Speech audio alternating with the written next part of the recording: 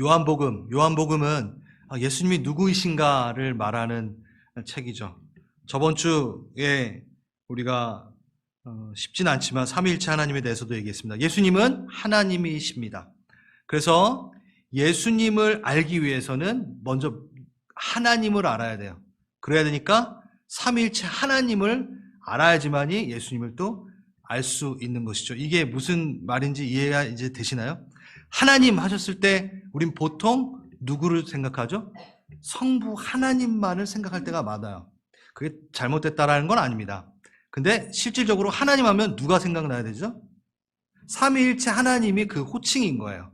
그거에 대해서 우리가 좀 인식을 하고 있어야 돼요. 그래서 저번 주에 우리가 요한일서 4장을 가지고 하나님은 사랑이시라, 공동체시라, 페리코레시스, 공동체, 같이 강강수월래 하시는. 그래서 사랑은 하나님께 속하였나니. 그러니까 어떤 종교도 사랑이, 그 창세 전에 사랑이 있는 종교는 없어요. 오직 기독교만이 그 사랑이 있고, 그 사랑이 있으시니까 사랑을 말하시고 사랑을 우리에게 주시는 거죠. 공동체는 대화하셨고 사랑하셨어요. 그러니까 하나님을 알려면 우리는 뭘 해야 돼요? 사랑해야 돼요. 그리고 주님을 닮아가려면 어떻게 해요? 사랑을 배워야 돼요. 그럼 사랑을 어디서 배우죠? 공동체 안에서 배우게 되죠. 그래서 그 페리코레시스 안에, 삼위일체 안에 우리가 기도하고 예배한다라는 게 뭐라 그랬어요? 그 삼위일체 안에 들어가는 거잖아요. 이 그림 너무 좋지 않아요? 그 완전한 그 하나됨에 우리가 기도할 때 쑥 들어가는 거예요. 들어갔더니만 뭘 배워요? 서로 존중하고 통제하고 교류하며 이것들, 그 사랑 안에 그 모든 걸 그 안에서 배우는 거예요. 아, 그렇구나.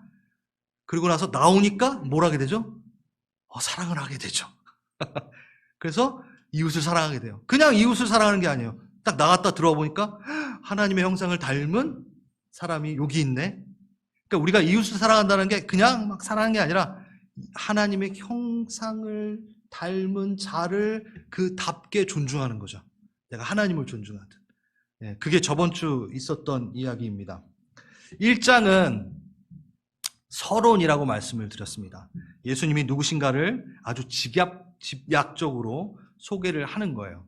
그래서 조금 추상적인 부분이 있어요. 몇 번 더 읽어봐야 돼요. 1장 자체가. 근데 2장부터 이제 나오는 거는 이제 이야기, 내러티브이기 때문에 좀 더 쉬워집니다.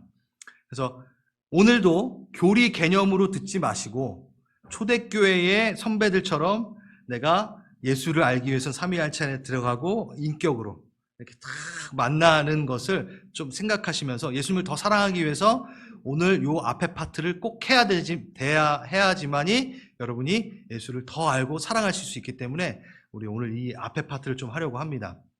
다시 얘기한다면 여기 지금 앞에 파트는 예수가 누구인가를 말하기 위해서 아주 집약적으로 소개했기 때문에 추상적인 부분이기 때문에 그거 딱 그 한 번만 읽어서는 좀 이해가 안 돼요. 그리고 이 뒤에 나오면은 뒤에 더 풀이해서 말해주겠죠. 생명이 뭐다, 빛이 뭐다. 이건 그냥 쑥 넘어가는데 뒤에 더 자세하게 그 이야기로 풀어내겠죠. 이해되시겠죠? 그래요. 감사합니다. 그래서 제가 다루고 싶은 게 뭐냐면 이 요한복음의 뒤쪽으로 계속 가면 예수님의 호칭에 대한 부분이 나오는데 그 중에 하나님의 아들이라는 호칭이 계속 나옵니다. 그리고 1장 49절부터 1장부터 벌써 나다나엘이 그렇게 고백하거든요. 당신은 하나님의 아들이십니다 라고 고백을 해요. 그리고 3장, 5장, 10장, 11장, 19장, 20절 계속 반복해서 나오는 이 하나님의 아들, 그거를 여기 앞에서 설명을 해야지만이 여러분이 요한복음 보실 때 하나님의 아들이라는 게 이거구나 라는 거를 아실 수 있을 것 같아서 제가 이 부분을 좀 짚고 넘어가려고 합니다. 하나님의 아들, 하나님이 보내셨다. 그리고 또 골로새서에서는 피조물보다 먼저 나셨다. 여호와의 증인들이 되게 좋아하는. 그래서 예수님은 하나님이 아니다 이렇게 얘기하고 분명 삼위일체 하나님은 동등하시다고 했는데 동일한 영광, 본질이 동일하시니까 권능과 영광과 위치가 동등하시다라고 했는데 왜 아들이라는 칭호를 썼을까? 왜 보내셨다라는 걸 썼을까? 더 낮은 종속적 개념을 말하는 건 아닐까? 왜냐면 아버지, 아들 이렇게 종속적 개념처럼 느낄 수 있잖아요. 그렇죠? 그 부분에 대해서 짚고 넘어갑니다. 오늘 정말 제가 잘 들으셔야 돼요. 이겁니다. 먼저 우리가 영어권에 있기 때문에 영어로 한번 읽어볼까요? 시작. God is one in being. 훨씬 이게 우리가 이해하기가 쉬워요. 예수님이야. 하나님 자체가 뭐라고요? One in being. 존재예요. 그 다음에 뭐죠? 그러면서 새 인격이다. 누가? 하나님 자체가. 이렇게 돼 있죠. 그래서 저번 주에 우리가 이걸 확실하게 배웠어요. 이걸 좀 한국말로 표현한다면 하나님은 한 존재이시면서 새 인격이시다. 누군가는 이거를 모순이다라고 얘기하는데 모순이 될 수 없어요. 이 존재, being은 what에 대한 얘기인 거예요. 존재. 무엇인가. 그 다음에 in person은 누구인가, who를 얘기하는 거예요. 다르다라는 거예요. 그럼 제가 한번 여러분들 지금 벌써 눈이 동그래지면서 무슨 소리 하시나 이러는데 저는 뭐죠? 인간이죠. 존재 자체로서, 본질 자체로서 전 인간입니다. 전 누군가요? 추승호죠. 인간은 아니죠. 추승호죠. 인격. 그쵸? 다시. 저는 인간입니다. 전 무엇인가요? 아니요. 전 무엇인가요? What? 넌 뭐야? 인간이죠. 존재. 네, 맞죠? 그 다음에 저는 누구라고요? 누구? 추승호라는 거예요. 난 뭐죠? 인간. 살과 뼈를 갖고 있고 피, 심장, 뇌를 갖고 있는 존재. 그 존재로서 what? 쟨 무엇이냐? 인간이야. 근데 저는 누구죠? 사랑이 많고 잘생겼고 친절하고 죄송합니다. 추승호.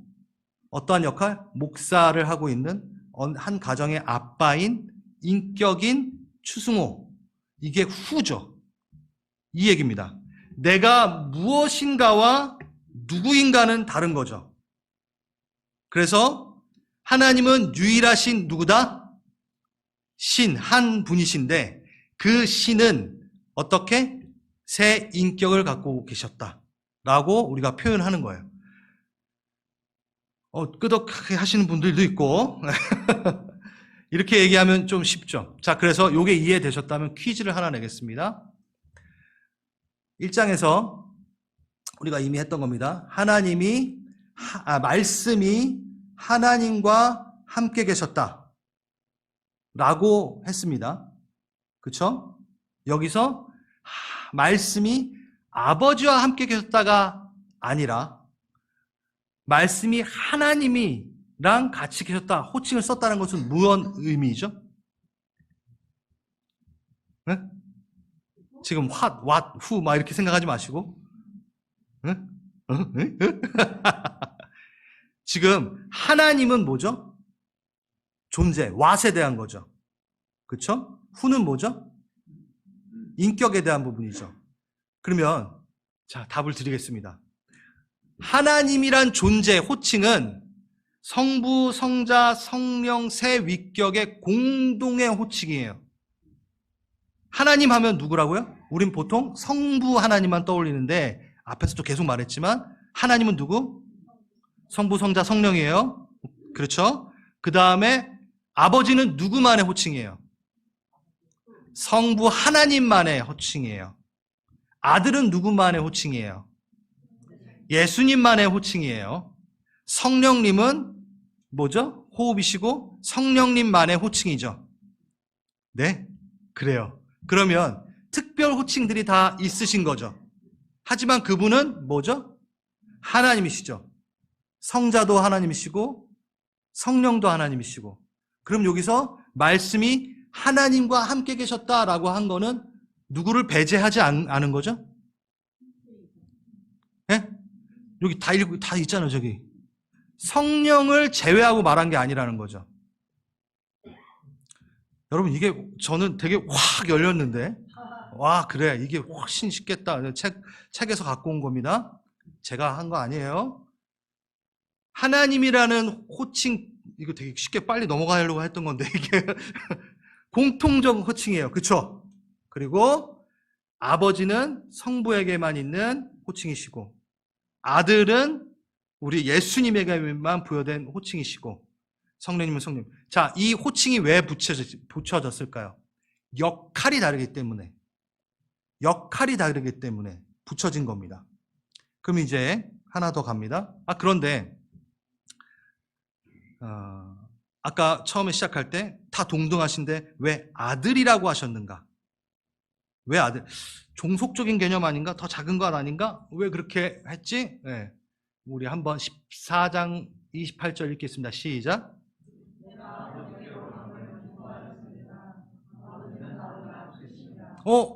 분명히 동등하시다고 했는데 왜 아버지, 하나님 아버지의 그 특별 호칭을 쓰면서 예수님은 더 크다라고 얘기했을까? 봐봐, 또 작잖아. 또 이렇게 생각할 수 있잖아요. 그렇죠? 이거에 대해서 한번 또 얘기하겠습니다. 저기 벌써 써놨네요. 바이든과 나에 있어서 역할에 있어서는 누가 더 큽니까? 바이든이 커요? 정말요? 맞아요. 그렇게 보이죠? 어느 부분에서? 미국을 통치하는 부분에 있어서. 저는 미국을 통치하는 부분에 있어서 바이든보다 작아요. 저보고 갑자기 미국 대통령직을 수행하라 그러면 저는 그 역할을 수행하지 못합니다. 맞아요. 맞아요. 근데 제가 바이든이 저보다 더 인간입니까? 다시. 바이든이 저보다 더 인간인가요? 존재로서? 동등하죠. 동등해요. 이제 좀 감이 오시나요? 자, 그러면 우리 가정으로 왔어요. 바이든이 나보다 더 큽니까? 아니에요. 이 교회에 바이든이 왔어요. 바이든이 이 공간 안에서, 이 역할 안에서 저보다 더 큽니까? 아니에요. 이제 감이 좀 오시죠? 역할 측면에서 더 크다라고 하는 거예요. 어떠한 특별 호칭의 그 역할에 있어서는. 그러면 성경엔 그렇게 나오진 않겠지만 하나님 아버지께서 십자가에 달리는 그 역할에 대해서는 하나님께서도 아들에게 뭐라고 얘기할까요? 그 역할에 있어서는 나보다 크다라고 얘기할 수 있겠죠. 그 뜻인 거예요. 아버지는 나보다 크다라는 게 내가 종속적인 개념이고 아들에서 응애하고 낳았기 때문에 아들이라서 크다라고 말한 게 아니라 역할적인 측면에서 하나님이 구원을 계획하시고 계획을 예수님은 실행하시고 우리 성령님은 그거를 유지시키시고 역할이 다 다르시거든요. 그렇죠? 그러면 이 구원의 역사를 유지시키시고 우리 안에 거하시는 그 역할로는 누가 제일 큰가요? 성령님이 제일 크시죠. 할렐루야. 그러면은 그 부분에 있어서는 누가 더 커요? 성령님이 더 크신 거죠. 이걸 크다라고 얘기하는 거는 그 역할에 대한 부분을 얘기한 거다라고 생각을 하시면 됩니다. 그러면 하나님의 아들이라고 했을 때 종속적인가요? 동등하지 않은가요? 예수님이 더 낮은가요? 전혀 그 얘기가 아니라는 거예요. 하나님의 아들이라는 호칭은 하나님은 하나님이십니다. 바이든이 인간이고 저도 인간이니까 동등한 거예요. 그거에 대한 우열이 없어요. 그래서 동등하시다. 신으로서. 그리고 역할에 있어서는 누가 더 그 역할에 있어서 클 수 있다. 그렇기 때문에 크다라고 얘기할 수 있다. 그래야지 하나님의 아들이라는 얘기가 딱 나왔을 때 여러분 벌써 정리가 되셨죠? 하나님 아들 예수님은 누구시다? 본질적으로 하나님이시다. 호칭, 동등한 호칭을 쓰시면서 동등하시다. 인간 똑같이 하나님은 한 분이시니까. 그런데 아들이라는 호칭은 왜? 역할이 있기 때문에. 그것 때문에 낮고 더 높고 할 수 없다. 역할적인 측면이기 때문에 아들을 맡으신 거다. 전 되게 여러분들이 와 할 줄 알았는데 다 아시는 건가요? 여러분, 제가 이거를 아예 가지고 계세요. 그러면서 이게 헷갈린다 하실 때마다 이 삼위일체 하나님에 대해서 좀 생각하시길 바라겠습니다. 그래서 이 얘기가 나오는 거예요. 같이 읽어보겠습니다. 시작.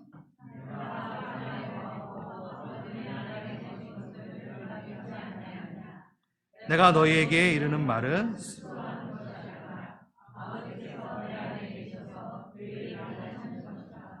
이걸 우리에게 보여주는 거예요. 내가 아버지 안에 거하고 또 아버지는 어떻게 해? 아버지가 또 내 안에 거한대. 그러니까 누가 어디에 속해 이게 아니라는 거죠. 누가 종속적이라는 게 아니라는 거예요. 네? 역할에 따라. 그래서 뭐예요? 아버지께서 내 안에 계셔서 그의 일을 행하시는 것이라. 네. 요 밑에만 보면 누가 커요? 아버지께서 내 안에 있다니까요? 그러면 예수님이 더 큰 거잖아요. 이런 문맥적으로 이렇게 본다면. 근데 그렇게 따지는 게 아니다라는 거죠. 제가 이걸 말하는 건 누구 안에 들어갔다 얘기하려고 하는 게 아니라 이 말을 했던 거는 하나다. 완전한 동등하다를 얘기하는 거예요. 그래서 서로 내 안에서 그의 일을 행하고 내가 그 안에서 그의 일을 행하며 이런 상호 교통에 대한 거를 말하는 거다. 라는 걸 얘기합니다. 그리고 또 아들이라고 호칭을 쓰신 건 왜 이 호칭을 썼을까요? 가장 중요한 거, 문화적인 관념, 언어적인 관념. 우리 안에, 이 세상 안에, 이 피조 안에 가장 그 문화 가운데, 그 당시 문화 가운데 가장 친밀하다. 가장 뜻이 하나 되었고 모든 것이 통일되었다. 하나다라고 할 수 있는 관계가 친구일까요? 아니면 왕과 신할까요? 아니잖아요. 뭐죠? 아버지와 아들이었던 거예요. 그러니까 제한된 언어로 하나님께서 우리에게 자신을 나타내시려는데 이 제한된 언어로 이해될 때까지만 거기까지 설명을 한 거예요. 그게 이 인간 가운데서 가장 친밀한 관계가 아들과 아버지니까 우리 그렇게 친밀하고 우리는 하나야라는 걸 말하기 위해서 이 아들이라는 칭호를 쓰신 거다라는 거죠. 자, 이왕 하는 거 요것도 한번 읽겠습니다. 15절 16절 골로새서 1장 15절 16절 그는 보이지 아니하는 하나님의 형상이요. 누구죠? 예수님 말씀하시는 거예요. 예수님. 모든 피조물보다 먼저 나신이니라 만물이 그에게서 창조되되 하늘과 땅에서 보이는 것들과 보이지 않는 것들 다 그로 창조되고 그를 위하여 창조되고. 자, 이 구절 자체는 뭘 얘기하고 싶은 거냐면 예수님이 만물을 창조했다라는 얘기를 하고 싶은 게 골로새서 1장 15절 16절이에요. 근데 여호와의 증인들이 항상 이 구절 15절을 갖고 아들은 예수 그리스도는 만들어졌다, 피조됐다, 창조주가 아니다, 신이 아니다, 신 그 동등됨이 아니다 라고 항상 얘기를 합니다. 여호와의 증인 안 만나보셨나 보죠? 그렇죠? 그래요? 그래서 이 얘기를 좀 하려고 합니다. 여기 다 밑에 써놨어요.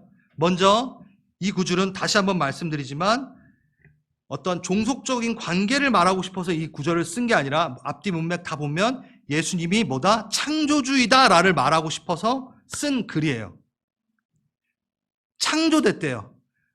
창조된 사람이 뭔가를 창조할 수 있는 게 아니잖아요. 창조주가 창조를 하잖아요. 모든 만물을 누가 창조하셨다? 예수가 하셨다라는 거를 지금 16절에 말하고 있어요.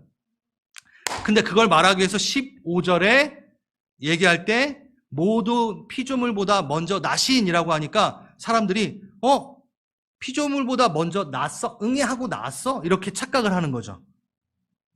그럼 하나님께로 나왔네? 이걸 이렇게 착각한다라는 거예요. 그런데 그렇게 헬라어로 쓰여져 있지 않고 어떻게 쓰여 있냐면 피조, 창조 다 달라요. 단어가. 모든 피조물보다 먼저 나신이라고 되어 있어요. 만약에 예수님이 피조됐고 창조되었다면 모든 피조물보다 먼저 피조된 이라고 썼겠죠. 아니면 모든 피조물보다 먼저 창조된 이라고 썼겠죠. 만들어졌다면. 근데 맞죠? 예?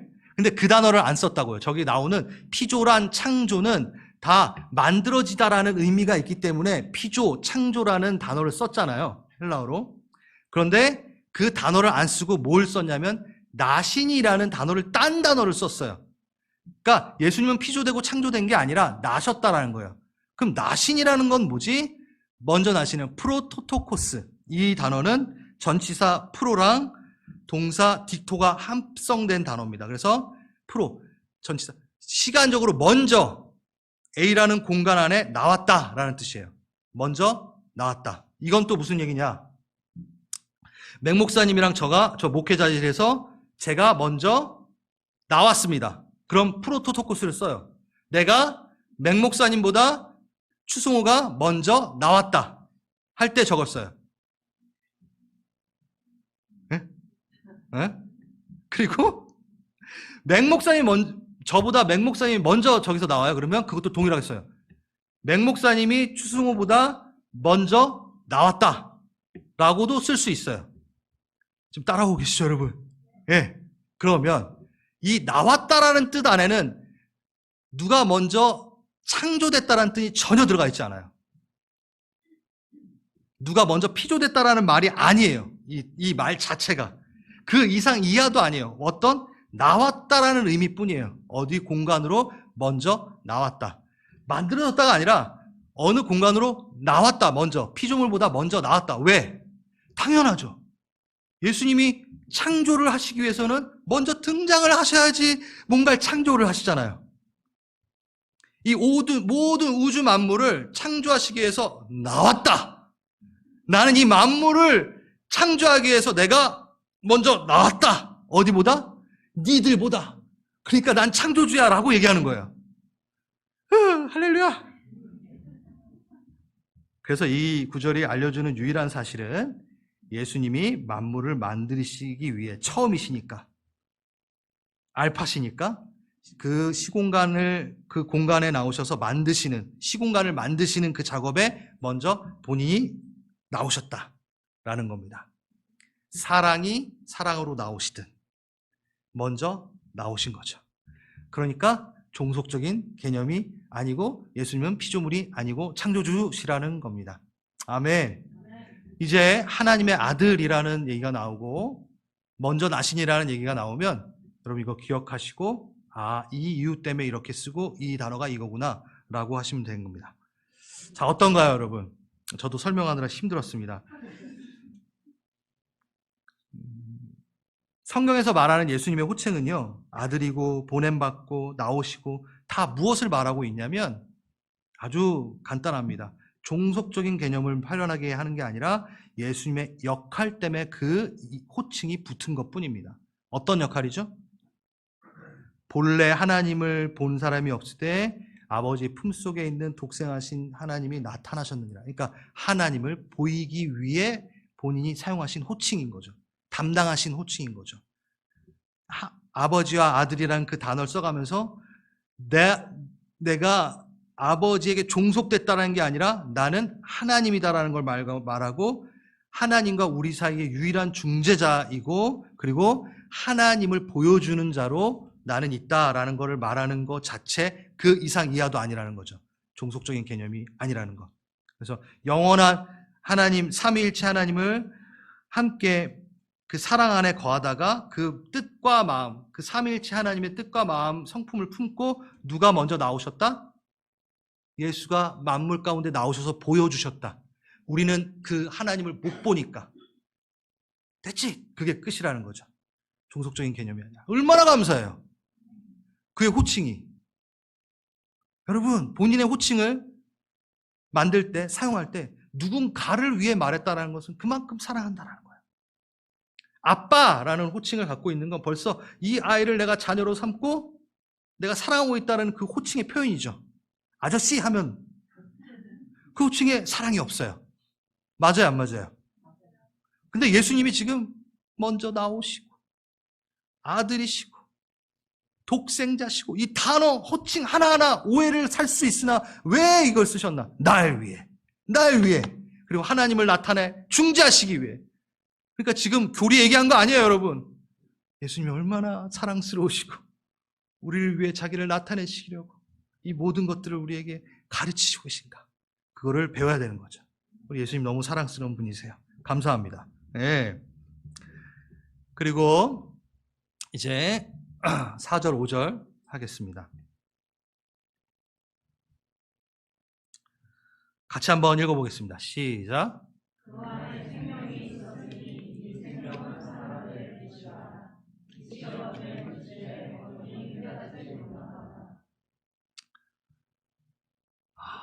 여러분 한 번에 이해가 확 되십니까? 좀 추상적이죠. 솔직히 추상적이죠. 형이상학적이죠. 한 번만 읽으면 솔직히 감이 안 옵니다. 묵상해야지만이 이게 들어와요.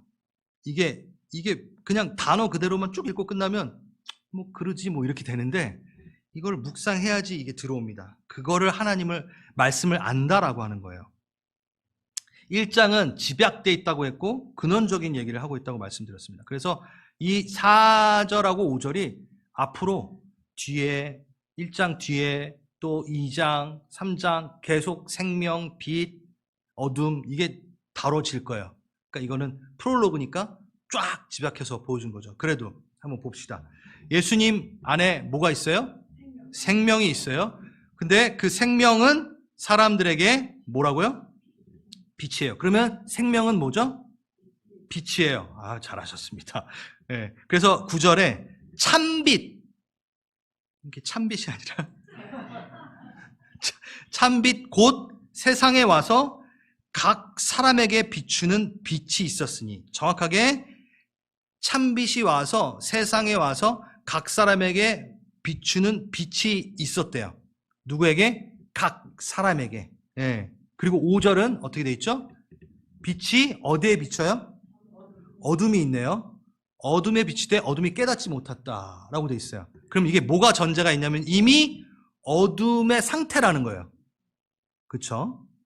어둠이 지금 빛이 오기 전에 어둠의 상태를 지금 넘어간 거예요. 훅 넘어간 거예요. 근데 5절은 지금 어둠이다 라는 걸 먼저 있는데 인간은 왜 어둠이었는가? 어둠의 상태가 되었는가? 타락의 과정을 설명하고 있지 않아요. 전혀. 바로 인간은 빛이 없는 상태고 어둠의 상태다라고부터 시작해요. 요한복음은. 그러니까 인생은 완전한 어둠에 묶인 절망이다라고 지금 시작을 하는 거예요. 여지를 주지 않아요. 이것은 이렇게 이해하면 됩니다. 이게 좀 이게 추상적이라고 얘기를 말씀드렸듯이 예를 들을 수밖에 없어요. 우리가 나는 죄인입니다 라고 할 때 우린 보통 하나님의 뜻보다 탐욕하고 정욕하고 돈을 더 사랑하고 막 비방하고 분쟁하고 거짓말하고 그거에 대해서 우리는 나는 죄인입니다 그렇게 얘기하잖아요. 그런데 항상 그렇진 않고 가끔 그렇게 죄를 범해요 라고 얘기하는 거죠. 전 죄인입니다. 근데 맨날 거짓말하지는 않지만 요번에 거짓말해서 죄송합니다. 이게 보통 우리의 표현이에요. 이 정도로 이해해요. 우리는 나는 죄인입니다. 그런데 아닙니다. 성경에서 말하는 나는 죄인입니다 라고 할 때는 이 죄 열매에 대한 부분을 얘기하는 게 아닙니다. 나는 죄인입니다는 이거예요. 나는 완전한 어둠입니다. 완전한 파멸입니다 라는 뜻이에요. 이게 무슨 얘기냐? 빛이 오기 전엔 저는 완전한 어둠이에요 라고 얘기하는 거예요. 아주 무거운 말이에요. 신랄 같은 소망도 찾을 수 없는 완전한 절망. You are doom. 완전 지옥이야 이렇게 얘기하는 거라고요. 어둠이니까. Eternally doom. 영원한 절망이야 라고 얘기하는 거죠. 이게 뭐냐면 이해가 없으면 난 죄인이지만 좀 쓸만한 사람인데 갑자기 덤으로 보너스로 빛이 와가지고 영생을 주셨네? 그러네 고맙긴 하네 이렇게 된다는 거예요. 다시 나는 죄인입니다 할 때 나는 가끔 거짓말하고요. 그래도 좀 쓸만하죠. 예? 이 얘기가 된다라는 거예요.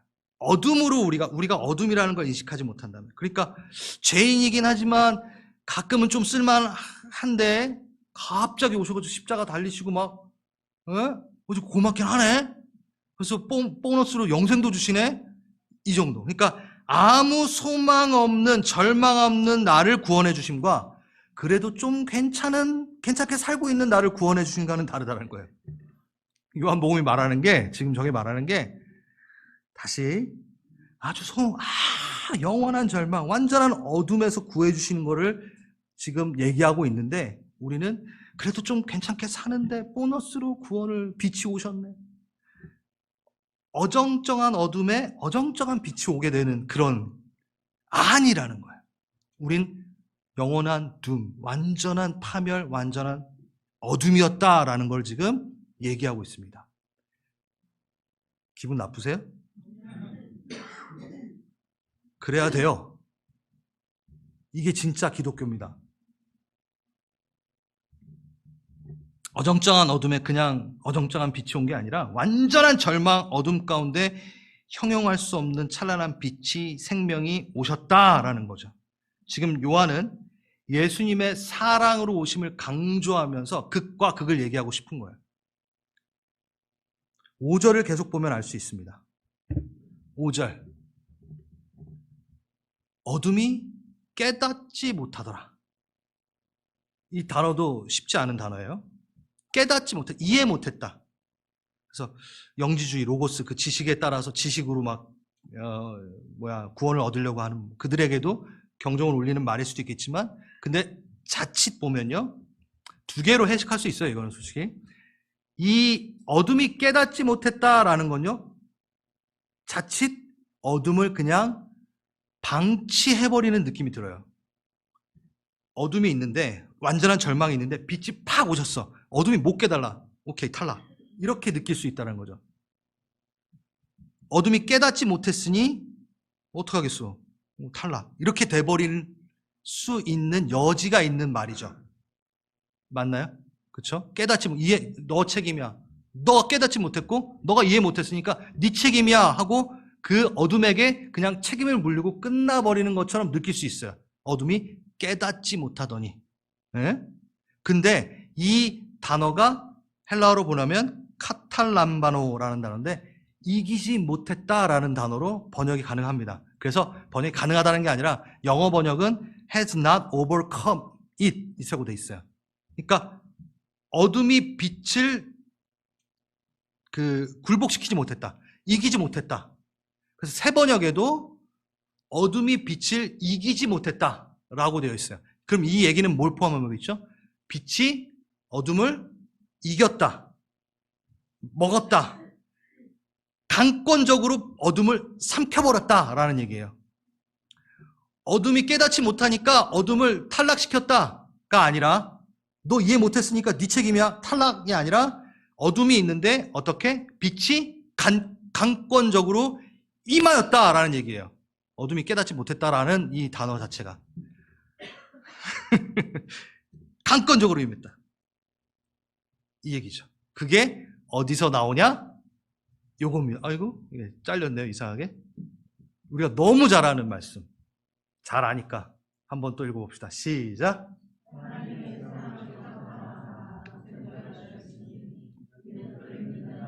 멸망치 않고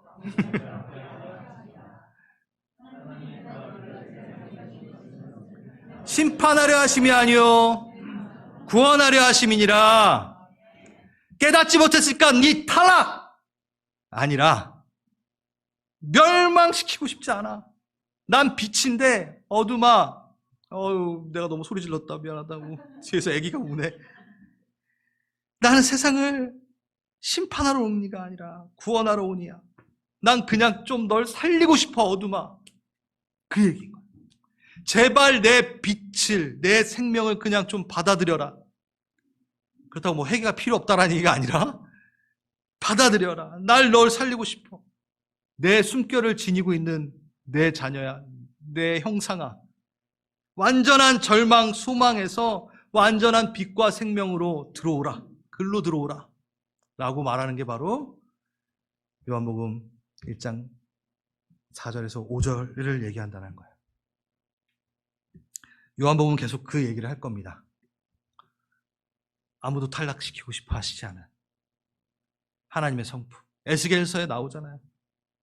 내가 악인이 죽는 것을 원하는 하나님인 줄 아느냐? 아니야, 나는 걔가 길을 돌이켜 나에게 오기를 바라는 거야. 악인을 죽도록 내비두는 내가 아니야 라고 말하는 또 하나님의 성품이죠.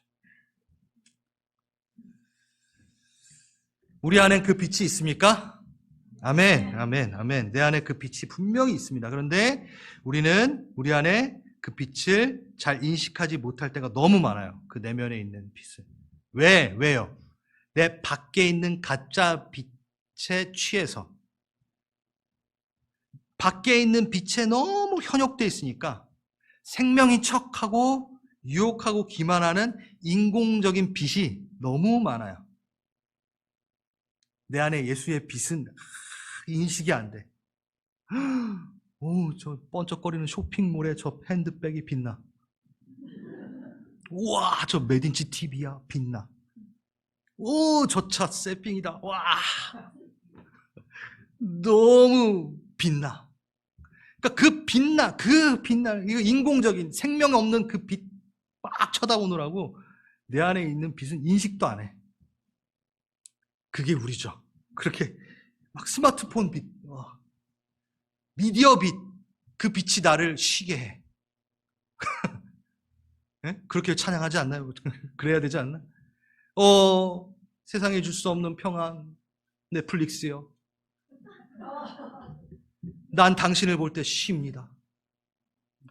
우리 그러고 있을 때가 많잖아요. 그러니까 내 안에 있는 빛을 전혀 인식하지 못하는 거죠. 내면의 빛을 관리하지도 않고 이 안에 있는 빛을 증폭시키려고 노력도 안 하고 가짜 빛에 현혹되어서 나는 지금 생명을 갖고 있다라고 착각하기도 하고 어둠이 깨닫지 못하더라. 지금 깨닫지 못하고 있는 거예요.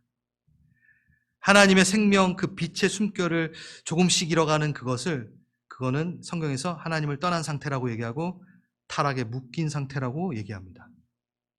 한번 전 이걸 일주일 내내 고민하면서 어떻게 하면 더 잘 표현이 될까? 어떻게 하면 내가 더 묵상이 될까? 고민을 진짜 많이 했어요. 이번 일주일 동안.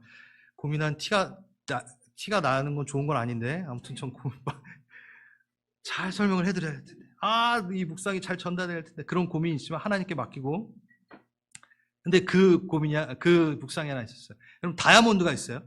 다이아몬드가 너무 이쁘고 영롱한 빛을 뿜어내고 막 있는 거예요.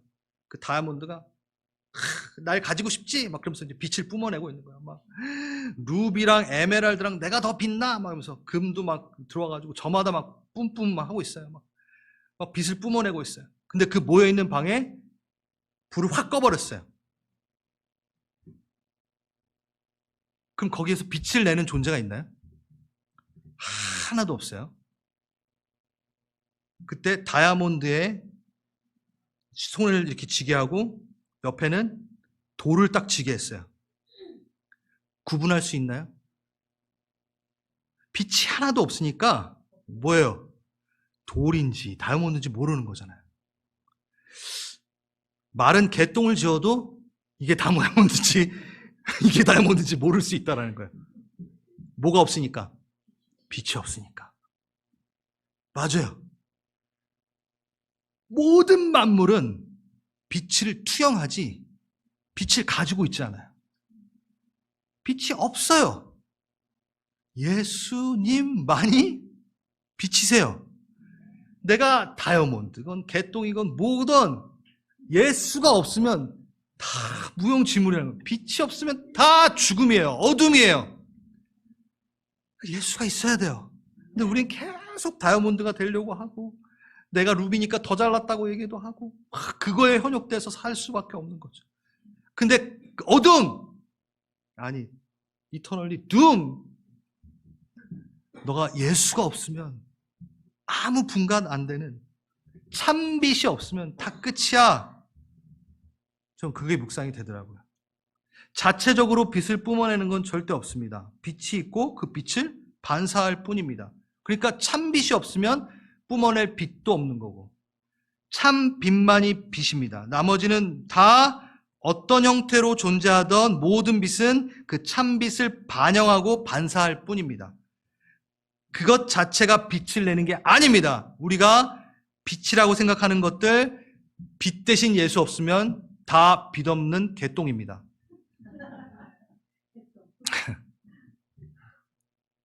그래서 이제 빛을 명합시다. 내 안에 빛이 있다고. 나 이제 이 빛에 신경 쓰겠다고. 같이 한번 읽어볼까요? 시작. 하나님이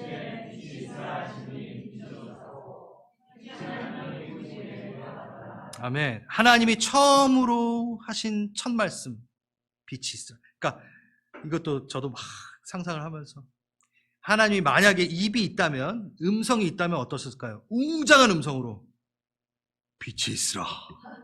빛이 있으라! 딱 했을 거 아니에요. 얼마나 신경 쓰셨을까? 영원토록 기억될 말, 영원토록 적혀있는 그 말씀에 적힐 그 첫 마디. 인간인 저도 여러분들, 사랑하는 여러분들 앞에 섰을 때 여러분에게 정말 좋은 영향력, 기운을 주기 위해서 첫 번째 쓰자마자 제가 뭘 얘기하죠? 할렐루야! 하잖아요. 그러잖아요. 제가 첫 마디가, 제가 항상 얘기해요. 딱 마이크 대고 저는 여러분들 처음 볼 때 저 추승호예요 안 해요. 신나게 한번 놀아봅시다. 이게 안 해요. 날씨가 비가 와서 찌뿌둥하시죠? 안 해요. 얼마나 힘 빠지게 해요, 그런 말들. 나오자마자. 피곤하시죠? 안 피곤했던 사람도, 피곤해, 막 이렇게 돼요. 제가 그런 말 얼마나 신경을 쓰겠어요, 제가. 그런 말 해가지고 괜히 힘 빼게 만들지 말고, 우리가 지금 여기 모였는지 목적을 제대로 얘기하자. 첫 마디. 제가 기도하고, 여러분, 막 하고, 찬양하고 할 때, 올라올 때 제가 항상 하는 게 있어요. 여러분들은 모르시겠지만, 예수님 올라가시죠. 성령님 하시죠. 그거 항상 얘기하고 올라가요. 제가 하면 안 되니까. 내 안에 영이, 예수가 말하셔야 되고. 딱 쓰자마자 제 입에서 나오는 말, 네? 배고파요. 이런 말 안 하잖아요. 할렐루야! 인간도 그렇게 생각해서 신경 써서 첫 마디를 신경 쓰는데, 우리 하나님이 모든 만물을 지으시고, 그리고 그 예수님이 또 말씀이시니까 영원히 기억될 그 말, 그 만물을 만들어내려고 하는 그 말을 얼마나 신경 쓰셨겠어요. 그게 뭐라고요?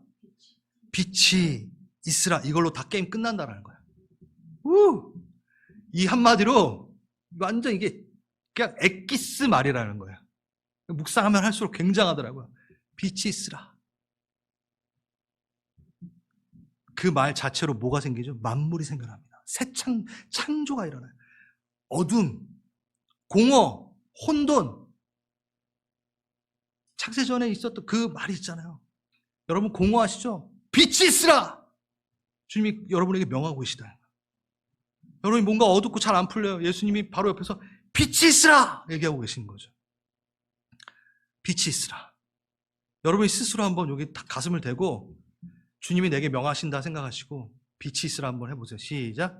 빛이 있으라. 아멘. 좀 더 크게 하나님의 빙이 돼요. 하나님께 성령이 내게 오셔서 시작. 빛이 있으라. 아멘. 엉망이 되었던 묶여졌던 모든 것들이 빛 가운데로 들어가 빛은 생명입니다. 생명은 예수입니다. 그러니까 그 안에 우리가 들어가는 거죠. 빛이 나를 감싸기도 하지만 빛이 내 안에 들어와 생명이 되어집니다. 빛이 있으라는 이 말 자체가 여러분 그냥 빛이 있으라라고 끝나지 않아요. 어쩔 때는 내 이름을 부르는 소리로 들릴 수 있어요.